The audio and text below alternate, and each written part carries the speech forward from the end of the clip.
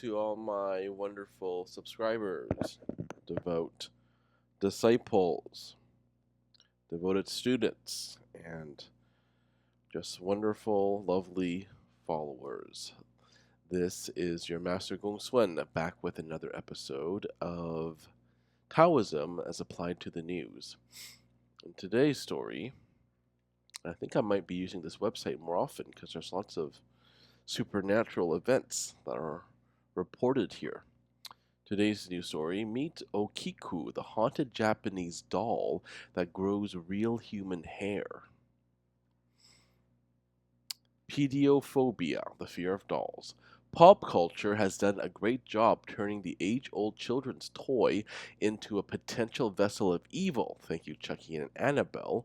And while we rationally recognize that dolls aren't going to come to life, it's completely understandable that we simultaneously feel uneased by the stare of their cold, lifeless eyes. Will they turn their little heads to stare into your soul the moment you look away? Will they appear at random in a part of your home they aren't supposed to be in? Will you wake up in the middle of the night to one holding a knife to your throat?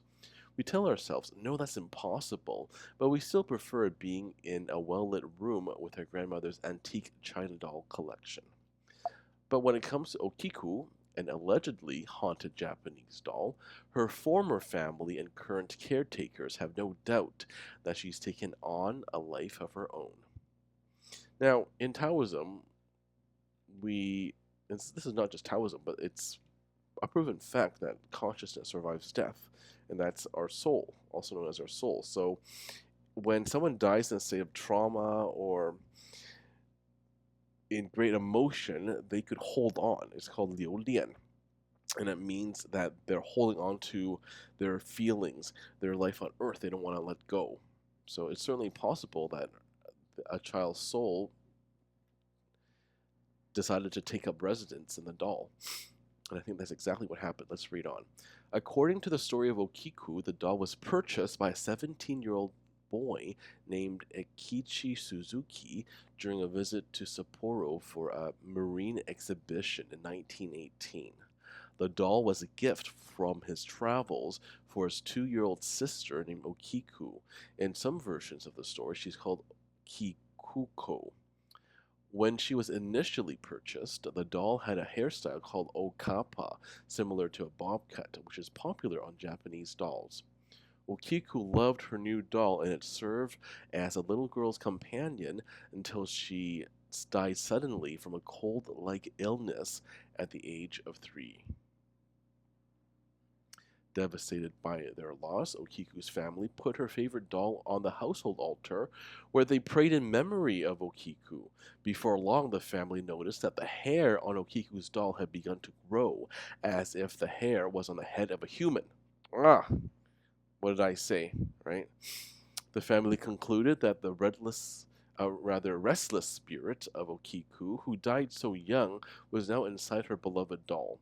The doll remained with Okiku's family until 1938, when they moved to Iwamizawa in Hokkaido and gave the doll to the Menenji Temple, where she remains enshrined to this day. She is now referred to as Okiku after her former owner.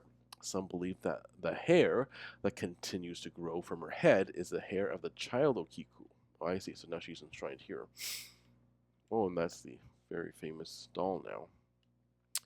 Okiku's hair growing trick didn't stop when she found a new home in Menenji Temple. Allegedly, her cropped hair grew nearly 10 inches all the way down to her knees during the beginning of her stay at the temple, and continues to require trimming to stop it from growing out of control. The priest that cuts her hair was said to receive a message from Okiku in his dreams asking him to keep her hair trimmed.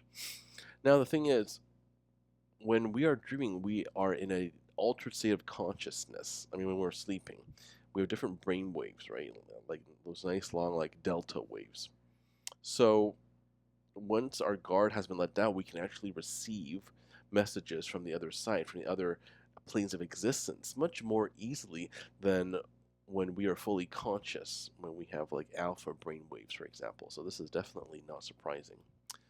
A user named Azumi on Yahoo Japan's Paranormal Occult Forum says that a Japanese paranormal book discussing Okiku claims the temple refuses to allow the doll to be disassembled and analyzed. However, I couldn't locate an additional source to verify this. Others claim the temple allowed some of the trimmed hair to be tested, which determined that it was indeed the hair of a real child. Oh, so it was. And if Okiku's story isn't creepy enough, some visitors believe her mouth is slowly opening to reveal a set of human teeth. Whether or not any of this is true, Okiku continues to intrigue and frighten visitors to her shrine to this day with her personal twist on the forever eerie haunted doll trope. Well, I agree with that. I find dolls to be extremely eerie. Any sort of like human-like object, like a doll or a puppet, very freaky. I saw a YouTube video why. I believe it was Vsauce with Michael. He explained it very well, but essentially because they're too similar to us without being us, and that causes us to feel uneasy. Anyway, as I said before, when someone dies in a state of anguish or in a state of extreme emotion, or if they refuse to leave, if they still feel they have unfinished business, it's called the liu lian in Mandarin. And liu lian means they are literally, it literally means to leave behind your sentiment. Your sentiment remains.